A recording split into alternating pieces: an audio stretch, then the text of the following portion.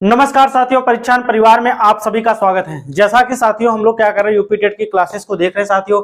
उसमें क्या किया, इसके पहले साथियों पिछली क्लास में हम लोगों ने क्या देखा, जितने भी सिद्धांत थे आपके, हम लोगों ने एक एक करके सारे सिद्धांत को, क्या संज्ञानात्मक विकास सिद्धांत हुआ, चाहे चॉम्स्की का भाषा विकास, चाहे लॉरेंस कोहलबर्ग का नैतिक विकास, वैगोत्स्की सांस्कृतिक विकास, इसके बाद मतलब जितने भी विकासों सब तक सिद्धांतों से प्रश्न बनते हैं, हम सारे सिद्धांत को क्या किए साथियों क्लियर कर लिए, क्योंकि उससे क्या होता है आपके परीक्षा में प्रश्न आना अनिवार्य होते हैं।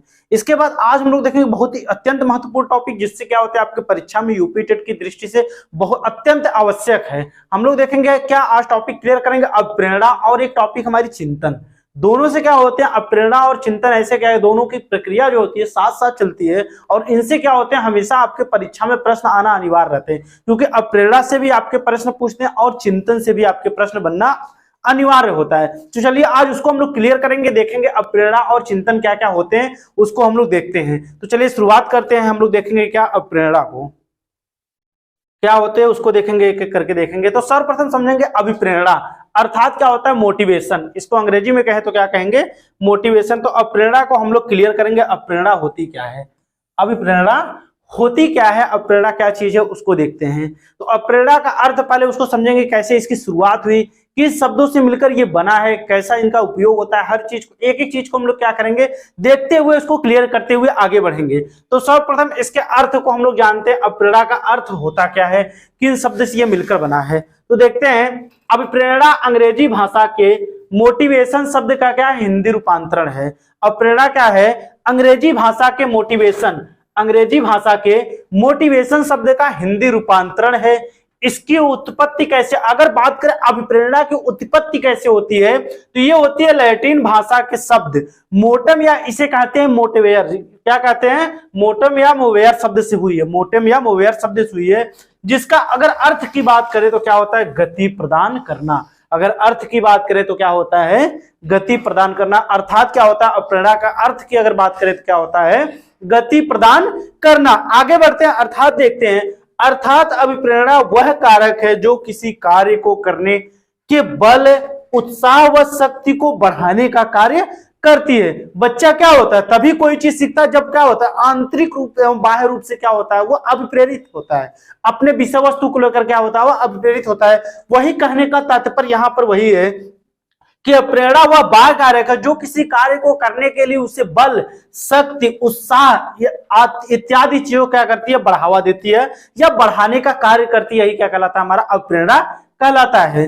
चलिए आगे बढ़ते देखते हैं, आगे दिया अभिप्रेरणा की कुछ अत्यंत महत्वपूर्ण परिभाषाएं हैं। परिभाषाओं से क्या होता है हमेशा डिफिनेशन दी होती है, उनसे भी क्या होते हैं डायरेक्ट अभिप्रेरणा की परिभाषा से आपके परीक्षा में प्रश्न बनते हैं। तो पहली परिभाषा किसकी है, गुड की। गुड ने क्या कहा इसको देखते हैं हम लोग। तो किसी कार्य को आरंभ करने, जारी रखने व नियमित बनाने की प्रक्रिया को क्या कहते हैं अभिप्रेरणा कहते हैं। इन्होंने क्या कहा है किसी कार्य को आरंभ करने, जारी करने एवं नियमित रखने की प्रक्रिया को अभिप्रेरणा कहते हैं। ये किसकी परिभाषा है तो गुड की परिभाषा है। नेक्स्ट परिभाषा देखते हैं थॉमसन की। इन्होंने क्या कहा है अभिप्रेरणा छात्र में रुचि उत्पन्न करने की एक कला है। इन्होंने कहा है अभिप्रेरणा क्या होती है छात्र में रुचि उत्पन्न करने की क्या होती है एक प्रकार की उसके अंतर्गत क्या होती है अंदर क्या होती है कला होती है। तीसरी परिभाषा देखेंगे स्किनर की, बहुत बार परीक्षा में इनकी ये परिभाषा पूछी गई है। ये क्या कहती है अभिप्रेरणा अधिगम का क्या होती है राजमार्ग है। इन्होंने क्या कहा है कि अभिप्रेरणा अधिगम का एक क्या है राजमार्ग। ये परिभाषा किसकी है स्किनर की। बढ़ते हैं आगे, नेक्स्ट परिभाषा देखते हैं। ये परिभाषा देखते हैं सोरेनसन की। इन्होंने क्या कहा सोरेनसन ने क्या कहा है अभिप्रेरणा अधिगम का क्या है आधार है। अभिप्रेरणा अधिगम का क्या है एक आधार है। ये किसकी परिभाषा है तो सोरेनसन की ये परिभाषा है। नेक्स्ट परिभाषा देखते हैं मैकडूगल की। इन्होंने क्या कहा है मैकडूगल ने क्या कहा है अभिप्रेरणा वह शारीरिक व एवं मनोवैज्ञानिक दशाएं हैं जो किसी कार्य को करने के लिए क्या करती हैं प्रेरित करती हैं। मैकडूगल ने क्या कहा है अभिप्रेरणा वह शारीरिक एवं मनोवैज्ञानिक दशाएं हैं जो किसी कार्य को करने के लिए क्या करती है हमको प्रेरित करती हैं। आगे परिभाषा देखते हैं नेक्स्ट उर्वर्थ की परिभाषा। यह भी परिभाषा आपकी परीक्षा में पूछी गई है। तो अप्रेरणा व्यक्ति की वह अवस्था या तत्परता है जो किसी व्यवहार एवं उद्देश्यों को प्राप्त करने के लिए निर्देशित की जाती है। इन्होंने क्या कहा है कि अप्रेरणा व्यक्ति की वह अवस्था या तत्परता है जो किसी व्यवहार या उद्देश्य को प्राप्त करने के लिए उसके अंदर क्या होती होती है, निर्देशित की जाती है। ये महत्वपूर्ण परिभाषा किसकी है? वुडवर्थ की परिभाषा है। ये कुछ महत्वपूर्ण अप्रेरणा के उपलक्ष्य में परिभाषा उसके बारे में दी गई थी, हम लोगों ने एक एक करके देखा। आगे बढ़ते हैं, आगे देखेंगे अभिप्रेरकों के प्रमुख विभाजन। अभिप्रेरकों के प्रमुख विभाजन मतलब अप्रेरणा के जो अभिप्रेरक होते हैं उसको किस प्रकार से किसने बांटा है उसको देखेंगे। तो पहले देखेंगे मैस्लो को। मैस्लो ने अप्रेरकों को दो प्रकार बताए हैं।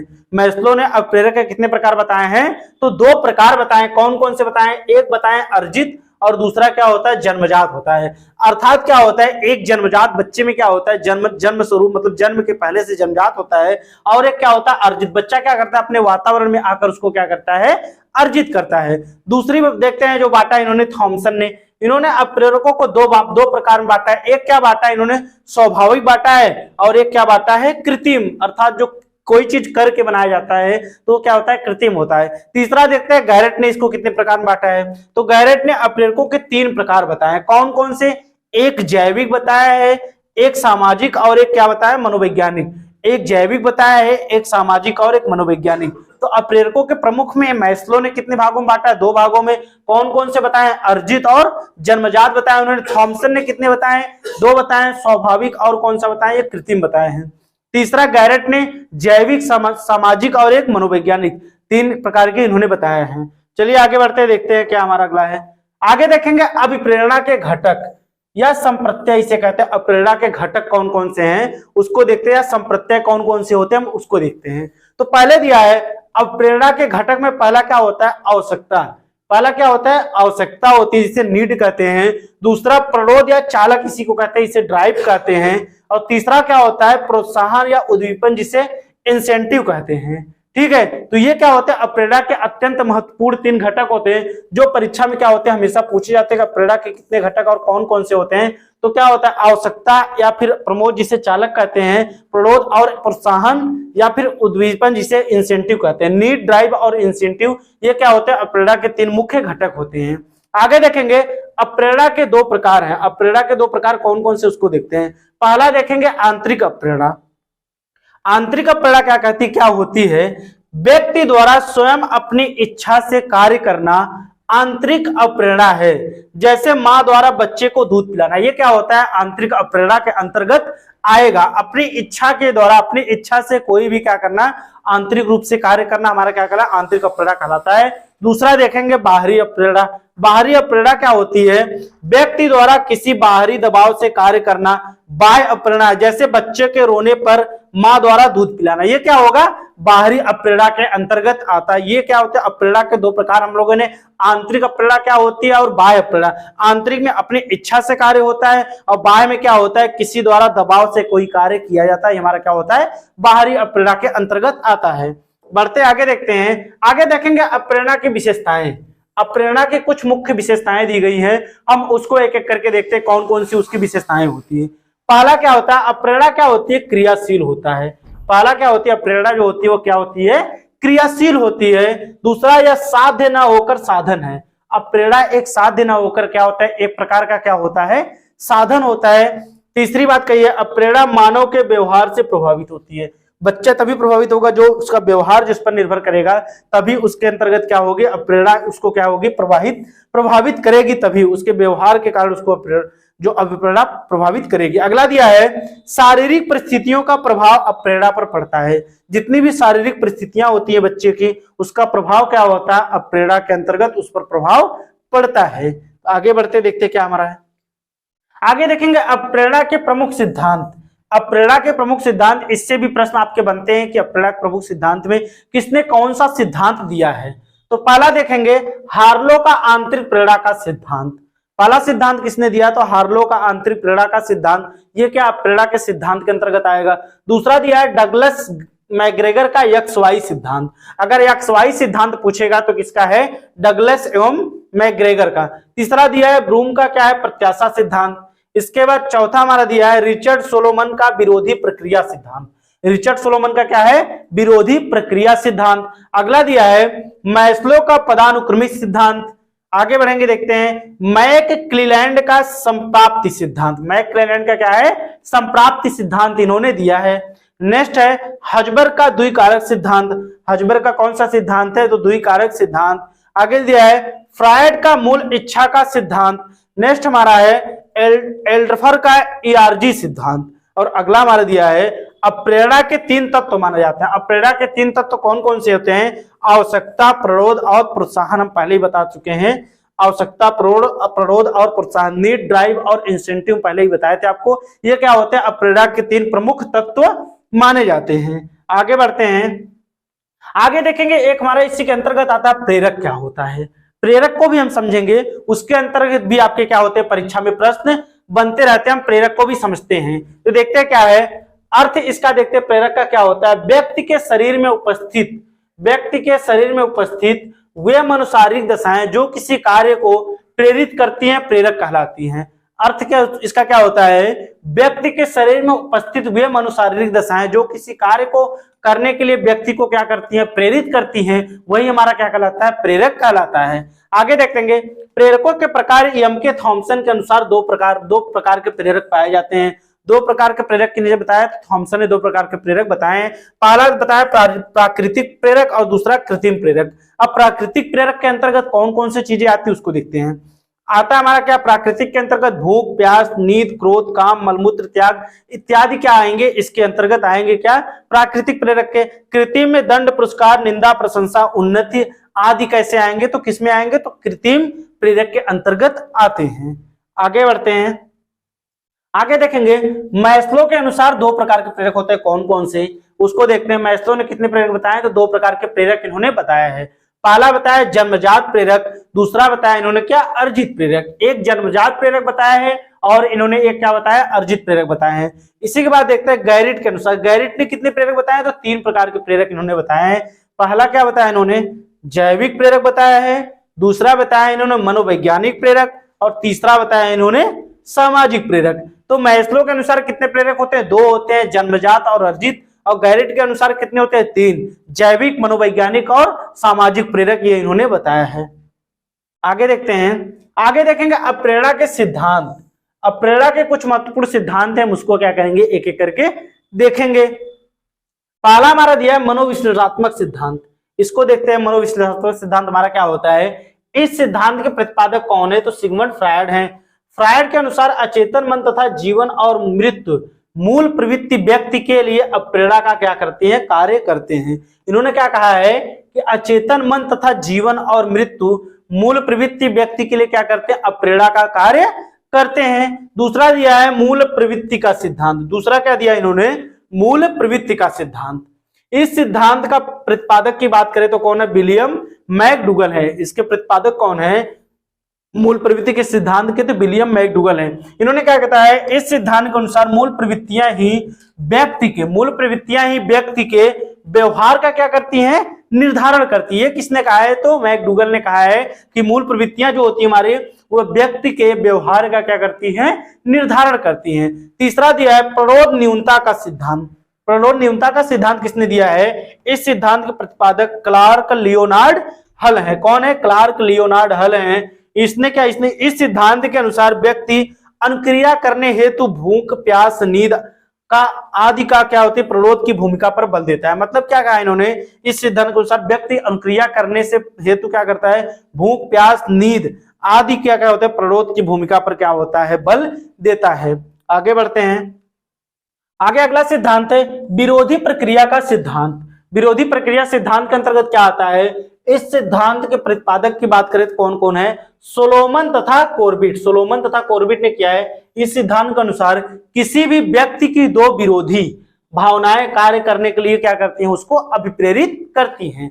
आगे देखेंगे हमारा अगला है उपलब्धि अप्रेरणा का सिद्धांत। इस सिद्धांत के प्रतिपादक कौन है? डेविड सी मैकलैंड। कौन है? डेविड सी मैकलैंड कौन है? उपलब्धि अप्रेरणा के सिद्धांत प्रतिपादक है। इन्होंने क्या बताया? उपलब्धि अप्रेरणा से तात्पर्य बालक द्वारा श्रेष्ठता के स्तर को प्राप्त करने की इच्छा से है। बालक अप्रेरित होकर अपना कार्य अपने ढंग से करता है ताकि अधिक से अधिक सफलता मिल सके। बालक की छोटी उपलब्धि उसे बड़ी उपलब्धि प्राप्त करने के लिए प्रेरित करती है। जैसे क्या होता है? तृतीय श्रेणी में शिक्षक चयन होने के बाद प्रथम श्रेणी शिक्षक बनने की चाहत का क्या होना इसके अंतर्गत आएगा। चलिए आगे बढ़ते देखेंगे हम क्या। आगे देखेंगे हम लोगों ने क्या देखा, हम लोगों ने अप्रेरणा को पूरी टॉपिक जितने भी प्रश्न अप्रेरणा सब तक बनते हैं हम लोगों ने उसको क्या किया साथियों, क्लियर कर लिया।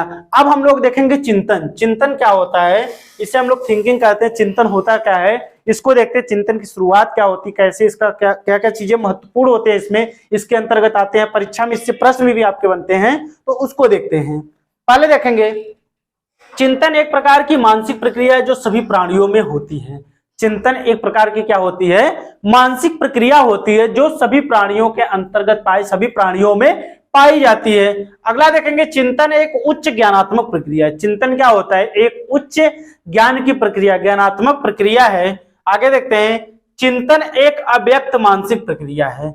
चिंतन क्या है, एक अव्यक्त मानसिक प्रक्रिया जिसको व्यक्त करने के लिए बहुत सारे कारणों को देखना पड़ता है। आगे देखते हैं चिंतन प्रक्रिया की शुरुआत उस समय होती है जब प्राणी के समक्ष कोई समस्या आती है, अर्थात चिंतन एक मध्यस्थ प्रक्रिया है जिसमें उद्दीपक चिंतन अनुक्रिया चिंतन में अप्रेरणा का विशेष महत्व होता है। उद्दीपन अनुक्रिया चिंतन में अप्रेरणा का क्या होता है, बहुत ही महत्वपूर्ण विशेष महत्व होता है। ठीक है, बच्चा जब प्रेरित होगा तभी तो वो किसी टॉपिक पे किसी विषय वस्तु के प्रति क्या करेगा, वह चिंतन करेगा।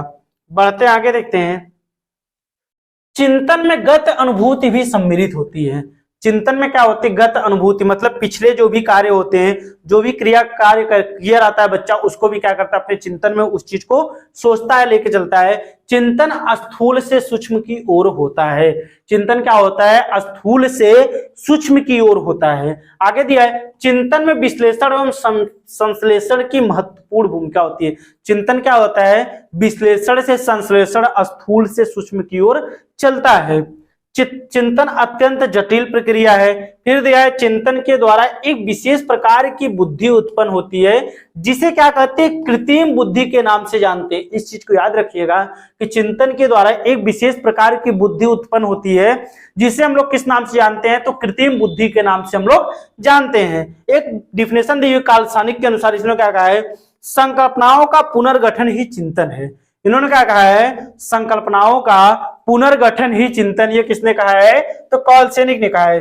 नेक्स्ट परिभाषा है क्रो एम क्रो की। इन्होंने कहा किसी बालक में चिंतन की योग्यता उसके सफल, किसी बालक में चिंतन की योग्यता उससे सफल जीवन का मूलभूत आधार है।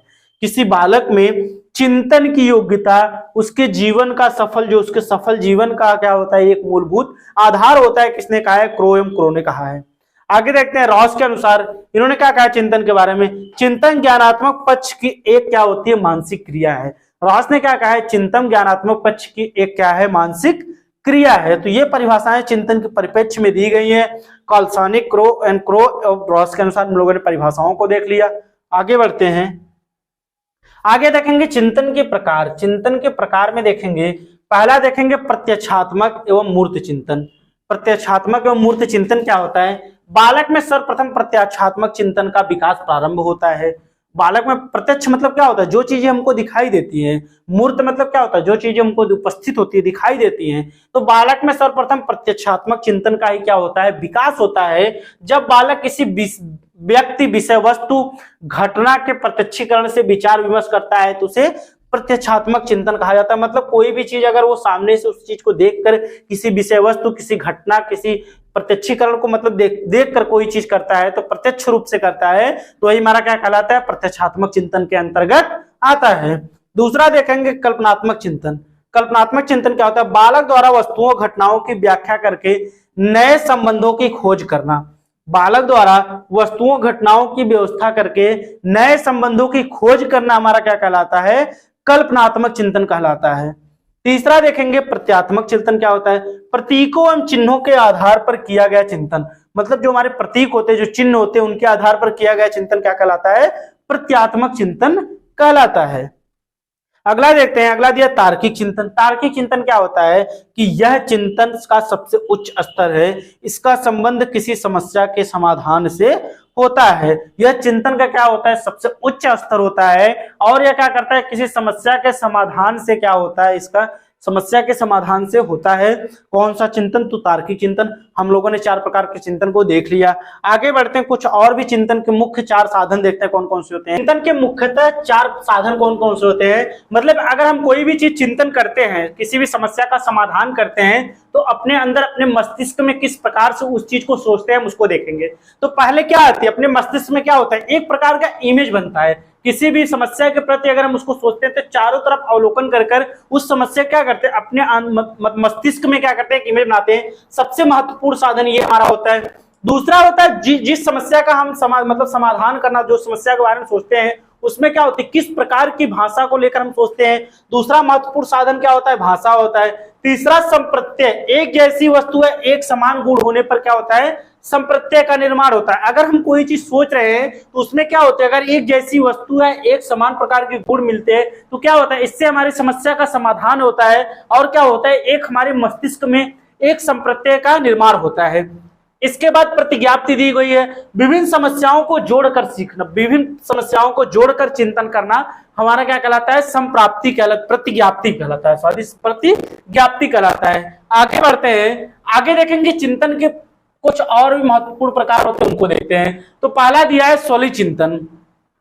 स्वली चिंतन क्या होता है, अपने विचारों में खोना। जैसे स्वली चिंतन का मतलब क्या होता है, अपने विचार, जैसे गोवा की सैर करना।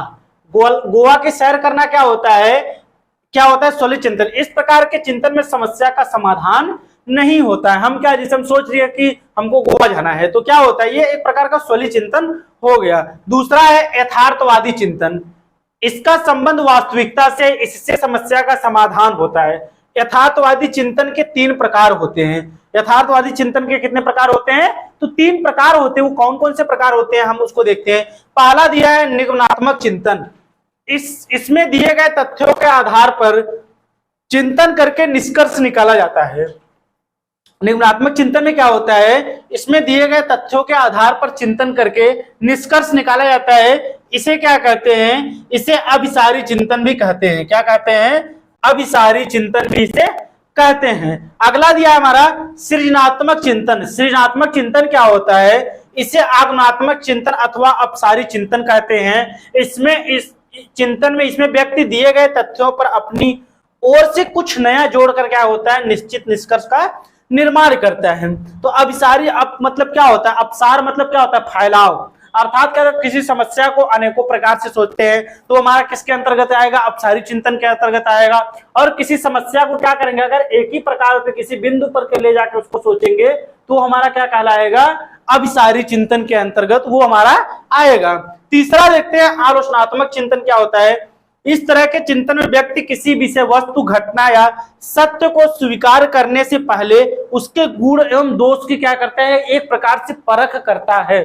इसमें क्या होता है, आलोचनात्मक चिंतन हमारा ये होता है कि इस तरह के चिंतन व्यक्ति किसी विषय वस्तु घटना या फिर सत्य को स्वीकार करने से पहले उसके गुण दोष की क्या करता है, परख करता है। ये हमारे क्या आते हैं, चिंतन के प्रकार के अंतर्गत ये भी हमारे आते हैं। तो स्वली चिंतन और यथार्थवादी चिंतन के अंतर्गत 3 प्रकार के चिंतन आते हैं आपके, निगमनात्मक चिंतन, सृजनात्मक चिंतन और आलोचनात्मक चिंतन। सृजनात्मक चिंतन को आगमनात्मक चिंतन के नाम से भी जाना जाता है। निगमनात्मक चिंतन हमारा अभिसारी होता है और सृजनात्मक चिंतन या आगमनात्मक चिंतन की बात करें तो क्या होता है, अपसारी होता है। ये सृजनशील बच्चों में पाया जाता है, ये प्रतिभाशाली बच्चों में पाया जाता है। तो साथियों आज हम लोगों ने 2 टॉपिक क्लियर कर लिया। कौन कौन सी, एक टॉपिक हमारी थी क्या, अभिप्रेरणा।